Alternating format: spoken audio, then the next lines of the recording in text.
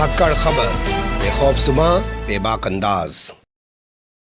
धाकड़ खबर में आपका स्वागत है। मैं आपके साथ हूं अकरम रईस खान। आपको पता होना चाहिए बजट सेशन का दूसरा कार्यकाल आज से शुरू हो चुका है। तो राज्यसभा में नेता प्रतिपक्ष बनाए गए मल्लिकार्जुन खड़गे ने मुद्दा उठाया बढ़ती हुई डीजल की कीमतों का, मुद्दा उठाया बढ़ती हुई पेट्रोल की कीमतों का और कहा कि आर्टिकल 267 के तहत इस पर बहस चाहते हैं। सबसे पहले इसी मुद्दे पर बहस होनी चाहिए, लेकिन उनकी इस मांग को मुस्तरद कर दिया, यानी कि सिरे से नकार दिया गया और उसके बाद वहां जबरदस्त हंगामा देखने को मिला। इसके बाद जो सभापति हैं उन्होंने 1 बजे तक के लिए राज्यसभा को स्थगित कर दिया। कैसे कैसे हुआ है वो सब आप सामने देख लीजिए, तस्वीरें रख रहा हूं। माननीय सभासदों, माननीय सभापति जी, a statutory resolution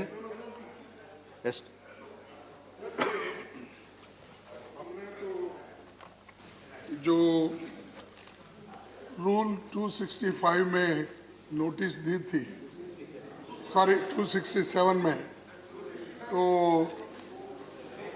उसमें हमने स्पष्ट कह दिया था कि आज के दिन जो डीजल और पेट्रोल के दाम माननीय एलओपी साहब, परंपरा यह है कि आप बोलें तो उसमें ना वो किया जाए, लेकिन माननीय चेयरमैन इस पर ऑलरेडी बता चुके हैं कि मौका है कि अभी मंत्रालयों पे बहस होनी है, अप्रोप्रिएशन बिल आने वाला, ये सारी बातें की जा सकती हैं। नहीं, ये सारी बातें की जा सकती नहीं कर सकते। ये दिन पे दिन देखिए, डीजल और पेट्रोल के बिल रोजाना बढ़ते हैं।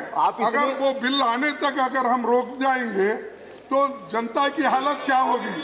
आप जानते हैं, माननीय चेयरमैन साहब ने इस पर जो अपनी स्थिति स्पष्ट कर दी है। मेरी सीमा है, it cannot be discussed now the bill will be taken up. Statutory resolution, nothing will take business. मैंने आपको बताया है, माननीय चेयरमैन साहब इस पर स्थिति स्पष्ट कर चुके हैं।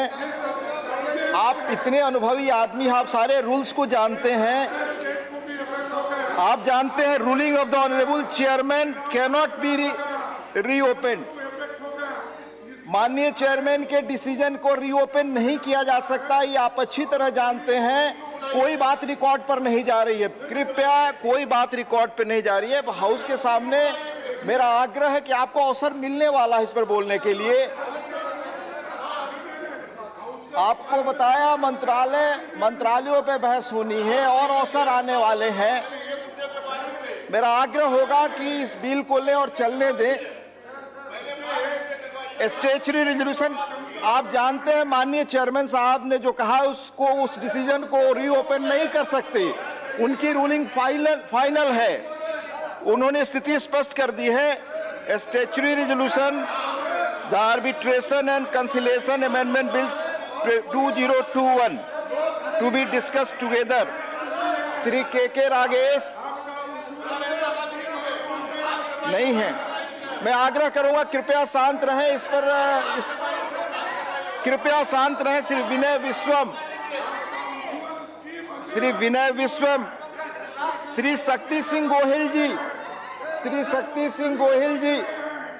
कृपया अपनी सीट पर जाएं। श्री स्टैच्यूटरी रेजोल्यूशन मूव करें। माननीय सांसद कृपया अपनी जगह पर जाएं और हाउस को चलने दें। आपकी कोई बात रिकॉर्ड पे नहीं जा रही है। कृपया आप जानते हैं कि माननीय चेयरमैन के डिसीजन को पुनः रीओपन नहीं किया जा सकता। कृपया सदन की कार्रवाई चलने दें। मेरा आपसे आग्रह है, बेल से अपनी सीट पर जाएं। सदन की कार्रवाई 1 बजे तक के लिए स्थगित की जाती है।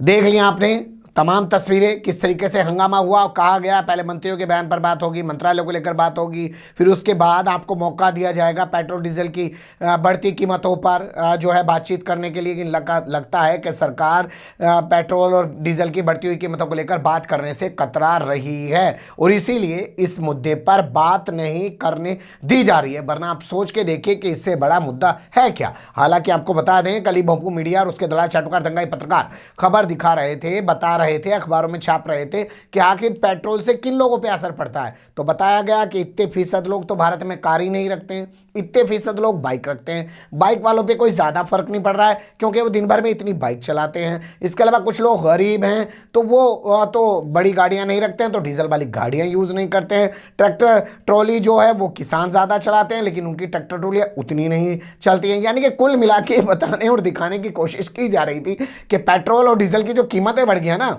उससे फर्क नहीं पड़ता है। आंकड़ों में बात की जा रही है। इतनी उम्र के इतने बच्चे, नरेंद्र मोदी की भाषा आपने सुनी होगी ना, दुनिया का सबसे युवा देश है भारतीय, रोजगार उनके पास नहीं है, उस पर कोई बात नहीं करते हैं। दुनिया का सबसे 35 साल की कम उम्र वाला जो युवा देश है वो भारतीय है, लेकिन यहाँ के लोगों के पास एजुकेशन नहीं है, तालीम नहीं है, तमाम चीज़ें नहीं हैं, उन्हें सिर्फ व्हाट्सएप यूनिवर्सिटी के जरिए पढ़ाया जा रहा है। तो तमाम तरीके की चीज़ें हैं, वो मीडिया किस तरीके से बना बना के दिखाता है, लेकिन राज्यसभा को स्थगित करना साफ दिखा रहा है कि बीजेपी इस मुद्दे पर बहस को तैयार नहीं है। अब देखना दिलचस्प होगा कि 1 बजे के आसपास जब राज्यसभा दोबारा शुरू होगी तो किस तरीके की हंगामा आ रही वहाँ पर देखने को मिल सकती है। ये भी कहा जा रहा है कि 5 राज्यों में यानी कि बंगाल में चुनाव है। ये अलग बात है कि भोंपू मीडिया और उसके दलाल चाटुकार दंगाई पत्रकार बंगाल के अलावा किसी राज्य की चुनावी खबर दिखाई नहीं रहे और बंगाल में भी सिर्फ भाजपा की जुड़ी हुई खबरें दिखा रहे हैं। वहाँ पे और कोई पार्टी है या सत्ताधारी पार्टी टीएमसी भी अपना वहाँ कोई वजूद रखती है, उनका कुछ मामला है, वो कुछ नहीं दिखा रहा।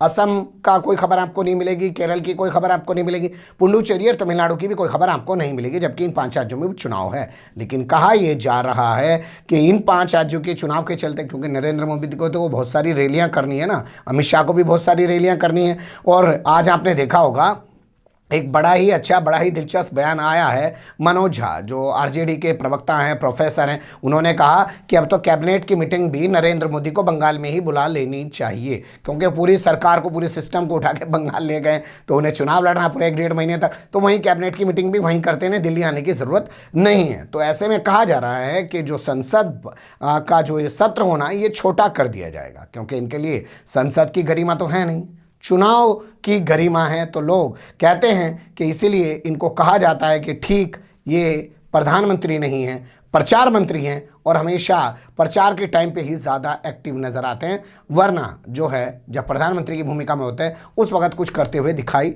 नहीं देते हैं। लेकिन जहाँ जहाँ प्रचार करने की बात हो वहाँ पर ये सबसे पहले नज़र आते हैं। बने रहिएगा धाकड़ खबर के साथ।